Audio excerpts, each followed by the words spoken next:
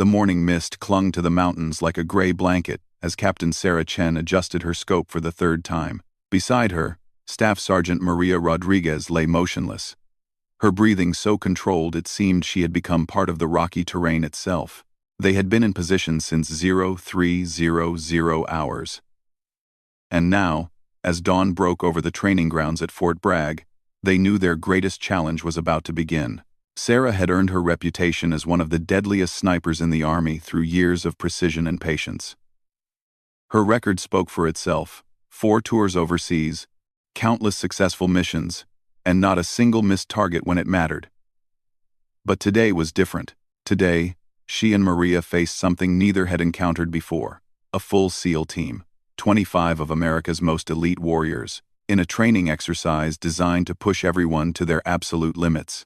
The exercise had been months in planning. The brass wanted to test new tactical approaches, and someone had proposed an unusual scenario: could 2 skilled snipers, using superior positioning and advanced equipment, effectively neutralize a much larger force?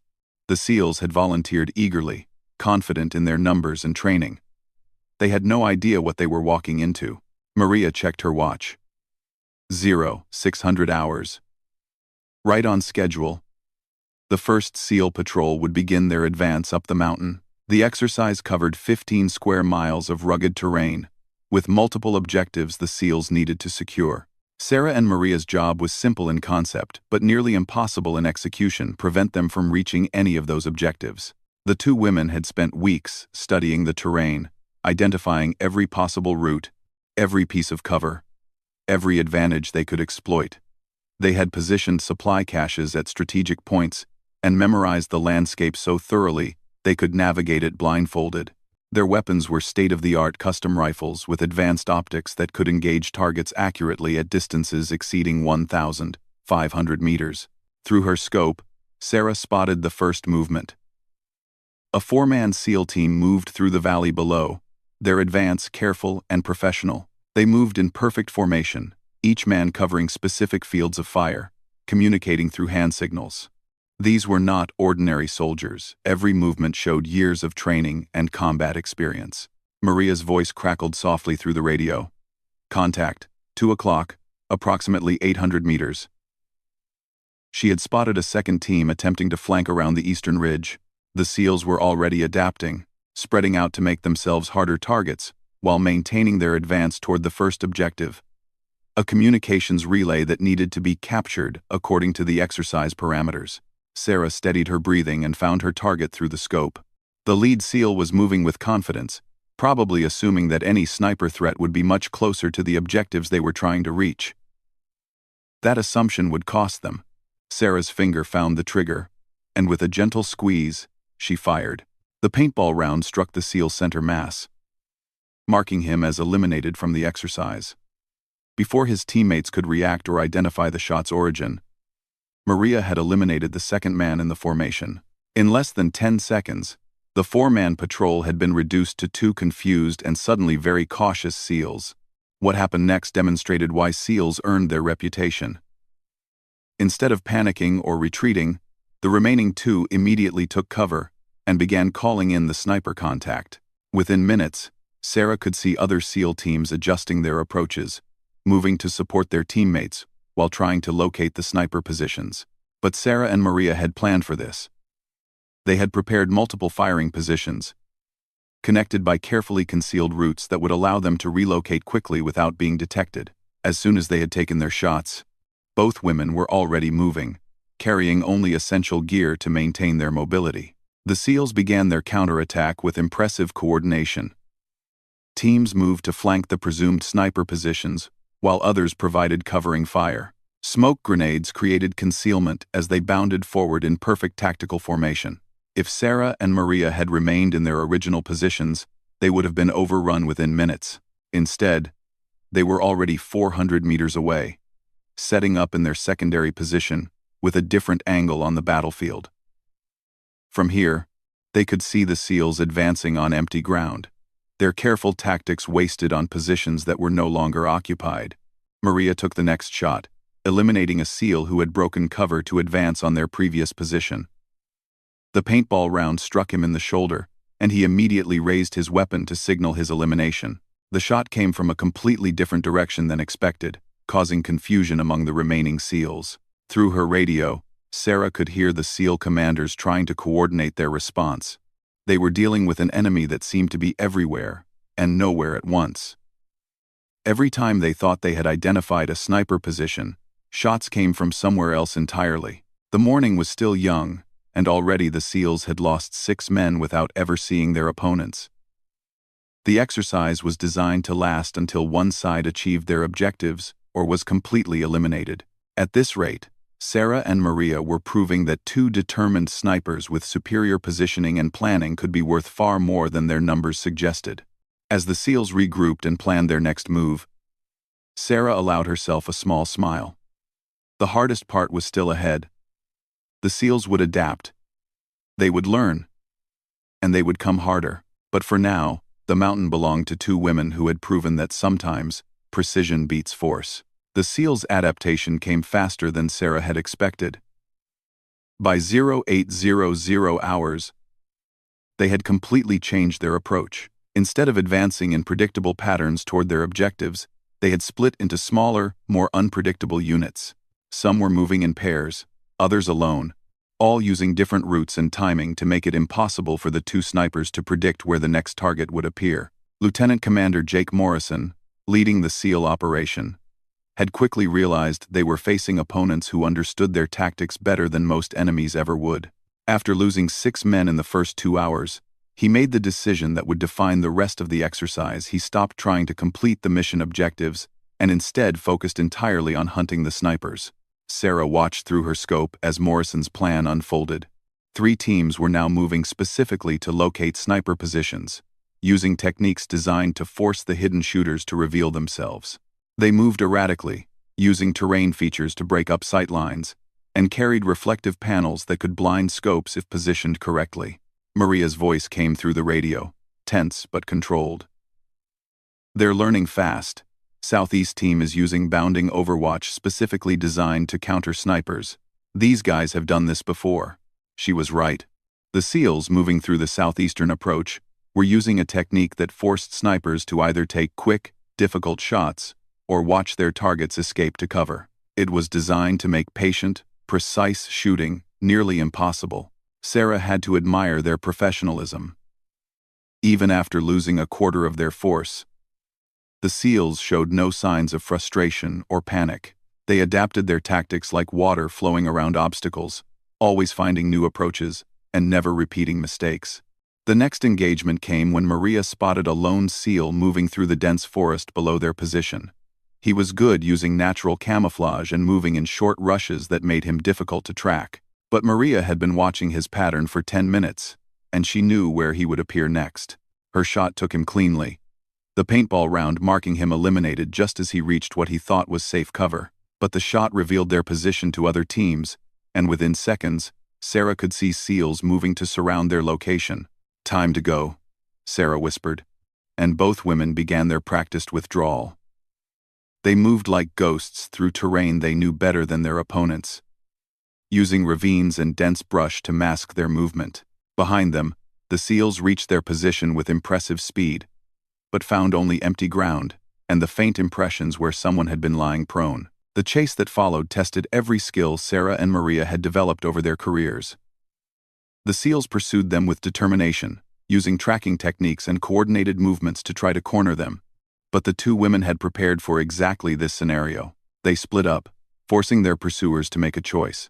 The SEALs split their force as well, with some following each sniper's trail. This gave Sarah and Maria the opportunity they needed. Instead of being hunted by a large force, they now faced smaller groups that were potentially more vulnerable. Sarah moved through a section of terrain she had memorized completely, a rocky area with multiple levels and hidden paths. When her pursuers followed her trail into this maze, she was waiting. From an elevated position they couldn't see, she eliminated 2 more SEALs before they realized what had happened. Meanwhile, Maria had led her pursuers into a different trap. She had prepared a position that looked like perfect cover but was actually perfectly positioned to be observed from a hidden firing position 300 meters away. When the SEALs took cover in what they thought was a safe location, Maria eliminated 3 more from her concealed position. The morning wore on with this deadly game of cat and mouse. The SEALs were learning, but so were the snipers. Each engagement taught both sides something new about their opponent's capabilities and limitations. By noon, the SEAL force had been reduced from 25 to 14 active members. But those remaining 14 were now moving with the wariness of men who understood exactly what they were facing. They had stopped underestimating their opponents and were using every trick they knew. The SEALs began using deception, creating false movement to draw sniper fire while real teams moved along different routes. They used smoke and mirrors literally to confuse scope sights and mask their true positions. One team even attempted to approach the snipers' suspected positions from underwater, using a stream that ran through the training area. Sarah had to respect their creativity. These men were thinking like the elite warriors they were trained to be, adapting to a unique threat with intelligence and skill. But she and Maria had advantages beyond just superior positioning they had planned for weeks. They knew the terrain better than anyone, and they were fighting the kind of patient, methodical battle that played to their strengths. The afternoon brought new challenges as the SEALs began using technology against them. They deployed small drones to scout potential sniper positions and used thermal imaging to try to detect heat signatures. The exercise rules permitted this equipment, and Sarah realized their opponents were escalating to match the threat they faced. But technology worked both ways. Sarah and Maria had prepared their own countermeasures, including thermal blankets that could mask their heat signatures and devices that could interfere with electronic surveillance. The battle was evolving beyond simple marksmanship into a complex contest of preparation, adaptation, and will. As the sun began to set over the training grounds, both sides knew the exercise was far from over. The SEALs had proven they could adapt and learn under pressure, but the two snipers had proven that superior preparation and positioning could overcome significant numerical disadvantage. The real test would come in the hours ahead, when exhaustion began to affect everyone's performance, and the side that had prepared better for a long campaign would gain a decisive advantage. Sarah checked her remaining ammunition and supplies, knowing the hardest part of the battle was yet to come. Night fell over the training grounds like a tactical advantage neither side could claim completely. Sarah had always preferred night operations, the darkness provided concealment, and her night vision equipment was state-of-the-art. But she knew the SEALs were equally comfortable operating in darkness, and their numbers still gave them significant advantages in low-light conditions. Maria's voice crackled through the radio, barely above a whisper. "Movement, northwest quadrant. Looks like they're trying to establish an observation post on the ridge." She was right through her night vision scope. Sarah could see 3 SEALs working to create a hidden position that would overlook several of the routes the snipers had been using. The SEALs were getting smarter. Instead of continuing to hunt aggressively, they were now trying to control key terrain and force the snipers to come to them. It was a sound tactical decision that showed they had learned from the day's engagements. Sarah studied the developing situation. The SEAL observation post would significantly limit their movement options if it became operational, but attacking it would mean exposing themselves to other SEAL teams that were undoubtedly positioned to support their teammates. The decision came when Sarah spotted something the SEALs probably didn't expect her to see: a 4th SEAL moving into an overwatch position to protect the team establishing the observation post. The positioning was expert, but Sarah had spent hours studying every piece of terrain in the area. Her shot came from nearly maximum range, the bullet traveling over 1,400 meters to find its target. The paintball round struck the overwatch sniper cleanly, eliminating him before he could establish his protective position. The shot also revealed the location of one of Sarah's positions to the remaining SEALs, but it was a position she had already planned to abandon. The elimination of their overwatch forced the SEALs to reconsider their observation post. Without that protective element, the position became more vulnerable than valuable. Sarah watched through her scope as they made the professional decision to abandon the position and relocate to somewhere more defensible. But the night held more surprises. Around midnight, Sarah heard something that made her blood run cold: the distant sound of helicopter rotors. The exercise rules permitted air support, but until now, neither side had used it. The SEALs were escalating again. The helicopter was flying without lights, using night vision and thermal imaging to search for heat signatures on the ground. Sarah and Maria immediately activated their thermal camouflage systems, special suits that would mask their body heat from overhead surveillance. But the helicopter also meant the SEALs could insert fresh teams or extract wounded personnel advantages that could change the entire dynamic of the engagement. Maria's position came under indirect pressure first. The helicopter began hovering in patterns designed to flush out hidden personnel, using its rotor wash and noise to create confusion while SEAL teams moved to exploit any movement the aircraft might force. Maria had to remain absolutely motionless for over an hour, even as the helicopter passed directly overhead multiple times. Sarah faced a different challenge. A fresh SEAL team had been inserted by helicopter into an area that would cut off one of her primary escape routes.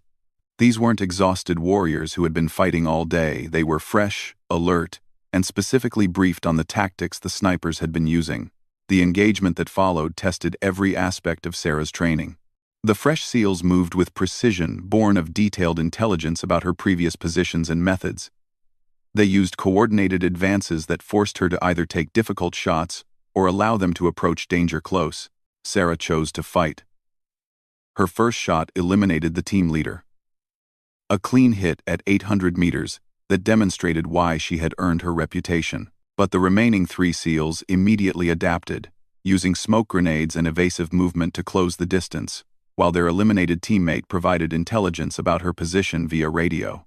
The next 20 minutes became a deadly game of movement and counter-movement. Sarah used every technique she knew to break contact and relocate. But the fresh SEALs pursued her with determination and skill. They were using techniques specifically designed to counter sniper tactics, and they had the energy that comes from joining a fight rather than having fought for 14 hours straight. Maria's situation became critical when she detected SEAL teams moving to surround her position. The helicopter had apparently identified something, perhaps a heat signature that had leaked through her camouflage, or movement they had detected with advanced optics. Either way, she was about to be trapped by converging forces. Her escape required every skill she had developed over 8 years as a sniper. She moved through terrain she knew perfectly, using micro-terrain features to mask her movement from overhead observation, while avoiding the ground teams closing in on her position. The extraction took her through areas barely large enough for a human body, paths she had identified and prepared weeks earlier. But the escape cost her one of her primary weapons. The custom rifle she had been using was too large to carry through some of the tight spaces she needed to navigate. She had to cache it and continue with only her sidearm and a backup sniper rifle that lacked some of the advanced optics she had been relying on. By dawn of the second day, the tactical situation had changed dramatically. The SEALs had been reduced to 11 active members, but those 11 were now operating with the support of helicopter assets and fresh intelligence about their opponent's capabilities. Sarah and Maria had maintained their freedom of movement, but they were operating with reduced equipment and facing opponents who had learned from every previous engagement. The fresh SEAL teams brought new energy and tactics to the fight, but they also brought something else, confirmation that what Sarah and Maria were accomplishing was extraordinary enough to warrant additional resources and attention. Word was spreading through the military community about 2 snipers who were systematically dismantling one of America's most elite units. As the second day began, both sides knew they were engaged in something that would be studied and analyzed for years to come. The exercise had evolved beyond its original parameters into a test of tactical innovation, personal endurance, and professional skill that would define new approaches to asymmetric warfare. The sun rose on a battlefield where 11 of America's most elite warriors were hunting 2 women who had proven that superior positioning, planning, and skill could overcome almost any numerical disadvantage.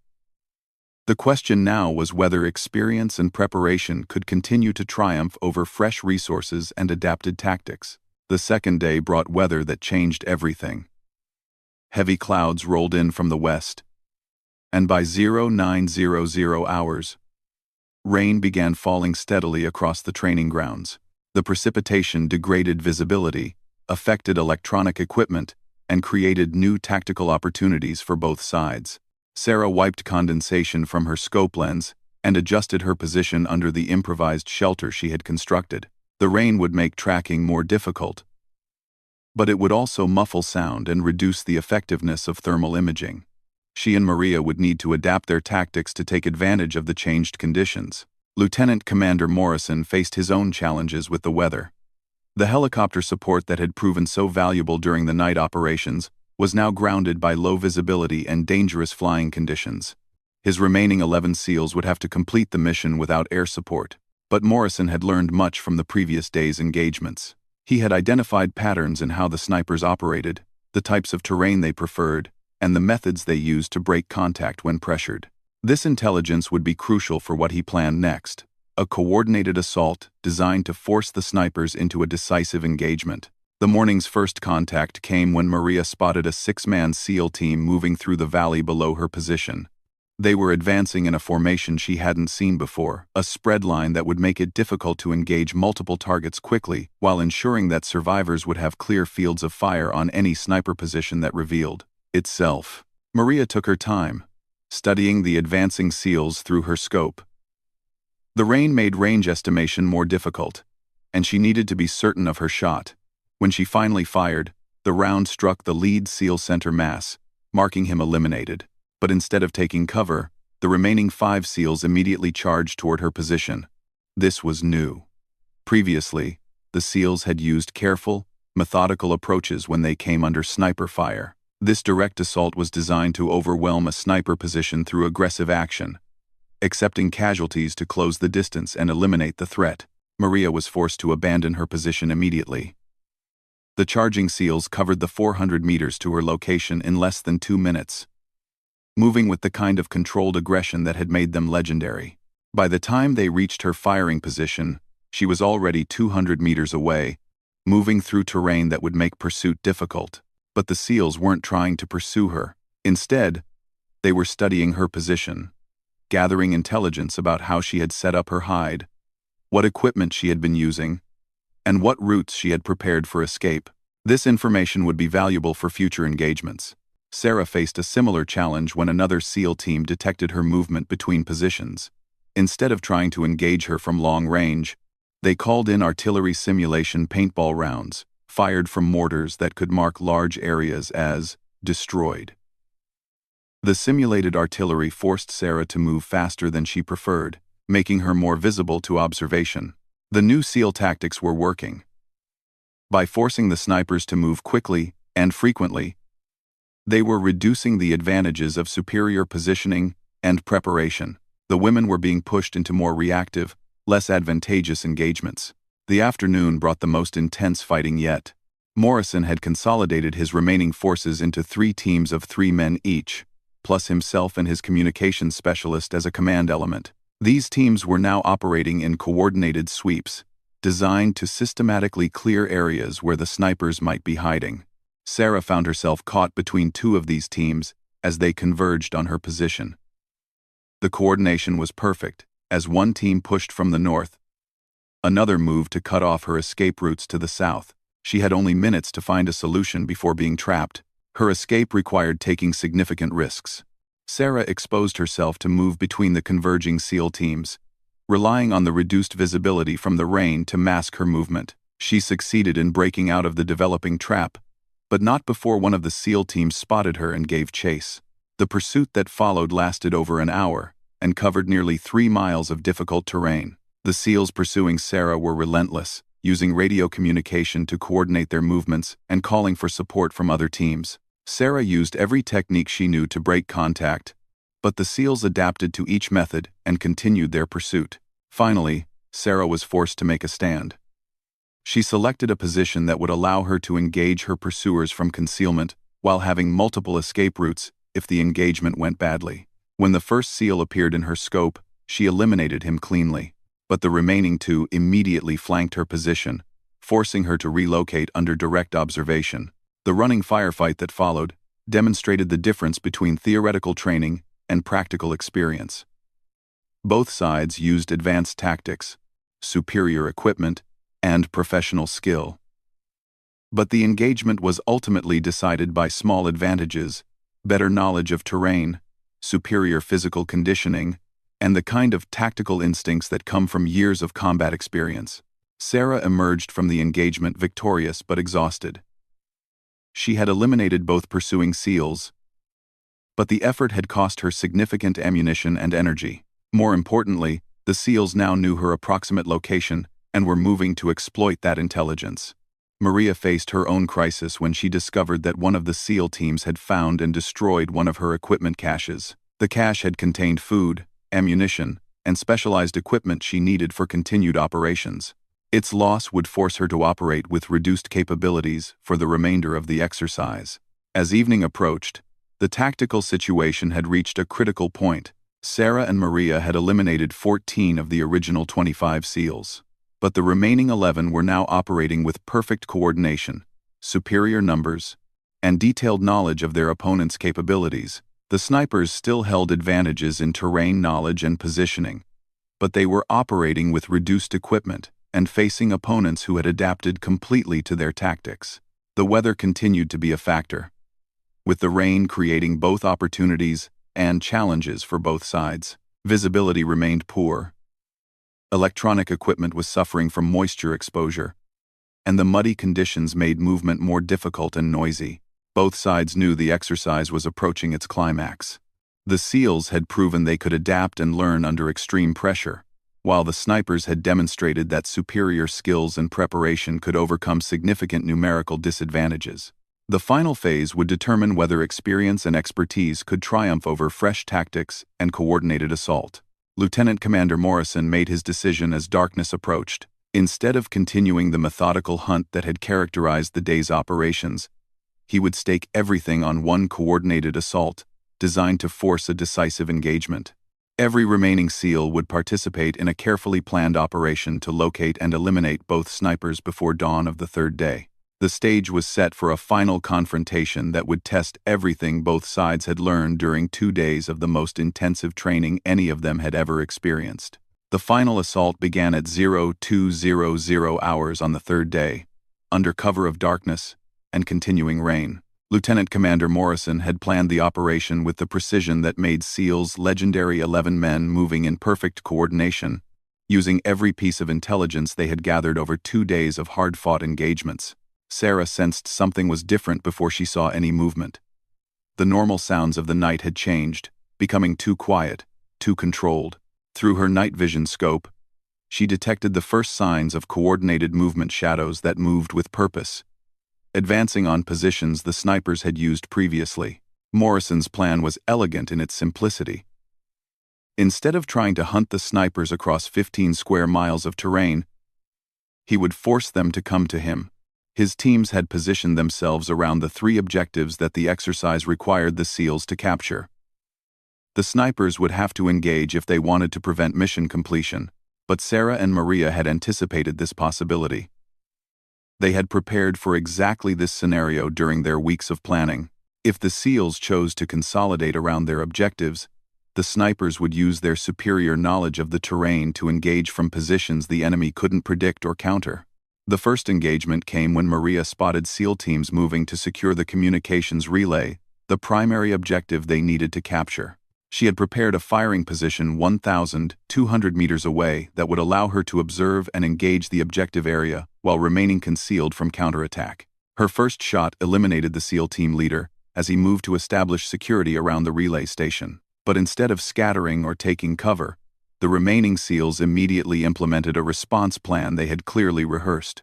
Smoke grenades created instant concealment while 2 teams moved to flank the suspected sniper position. Maria was forced to relocate immediately, but she had planned for this as well.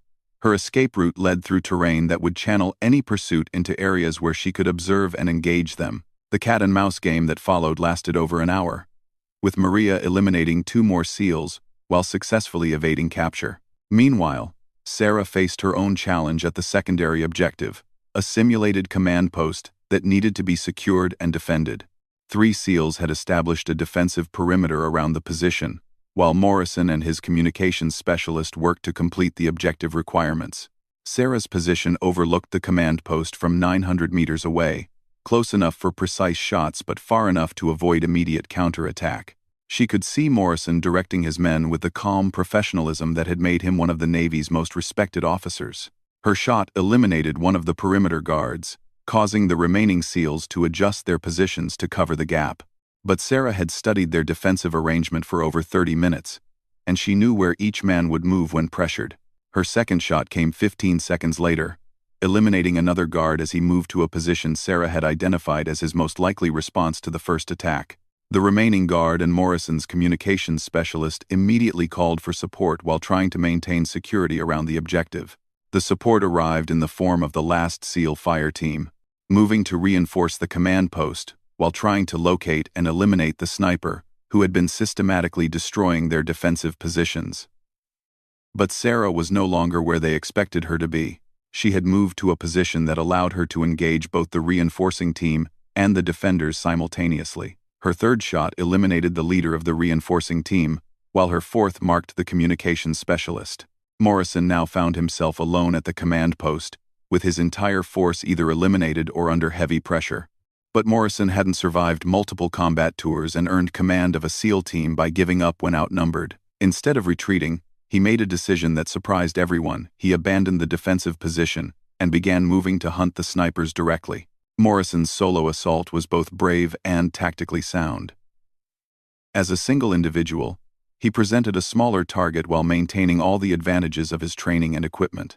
He moved through terrain that would make sniper engagement difficult while closing the distance to where he believed Sarah was positioned. Sarah watched through her scope as Morrison approached her area with the careful, methodical advance of a professional warrior. He was using terrain features expertly, making himself difficult to target while steadily reducing the distance between them. She realized she was facing an opponent who understood sniper tactics as well as she did. The engagement between Sarah and Morrison became a personal duel between two experts at the top of their profession. Morrison used every counter-sniper technique he knew, while Sarah employed every method she had learned for engaging skilled opponents. The contest lasted over 20 minutes, with Morrison steadily closing the distance while Sarah tried to maneuver for a clear shot. Finally, Sarah found her opportunity. Morrison exposed himself for 3 seconds while crossing a small clearing, and Sarah's shot found its target. The SEAL commander was eliminated, but not before he had forced Sarah to expend significant ammunition and energy in the engagement. With Morrison eliminated, only 4 SEALs remained active, and they were scattered across the training area dealing with Maria's continued harassment of their positions. The tide had turned decisively. But the exercise wasn't over until all objectives were secured or all opposing forces were eliminated. The final engagements came as dawn broke over the mountains. Maria eliminated the last 2 SEALs defending the communications relay, while Sarah dealt with the remaining pair at a tertiary objective they had tried to secure as a fallback position.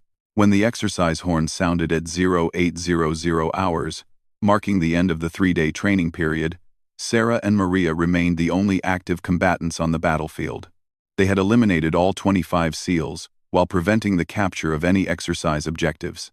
The after-action review that followed lasted for hours. Military observers, tactical analysts, and senior officers studied every engagement, trying to understand how 2 individuals had systematically defeated one of America's most elite units. The conclusion was both simple and profound. Superior preparation, perfect knowledge of terrain, excellent equipment, and years of professional experience had combined to create a force multiplier that overcame significant numerical disadvantage. The exercise would change how military planners thought about sniper employment and asymmetric warfare.